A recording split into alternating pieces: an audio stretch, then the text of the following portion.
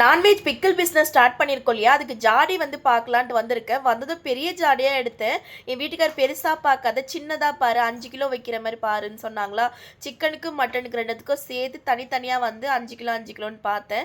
ஏன்னா நமக்கு ஒரு நாளைக்கு 5 கிலோ வருதுன்னா அந்த 5 கிலோ மட்டும் டிஸ்பாச் பண்ணால் வந்து போதும். நம்ம பிஸ்னஸ் 1 வருஷத்துக்கு மேலே ஆகுதுங்க ஆரம்பித்து. இப்போ வரைக்கும் நல்லா தான் போயிட்டுருக்கு.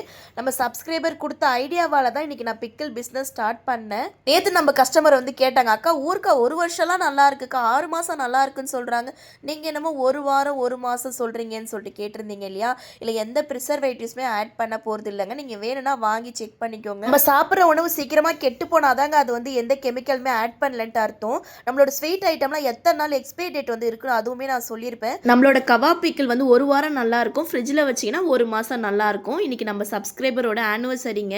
அவங்கள நான் பார்க்க முடியல, அம்மா கிட்ட வந்து இந்த கிஃப்ட்டை கொடுத்துட்டு பிளெஸ்ஸிங்ஸ் வாங்கிட்டு போனாங்க. அவங்களுக்கு எல்லாரும் பிளஸ் பண்ணுங்கள்.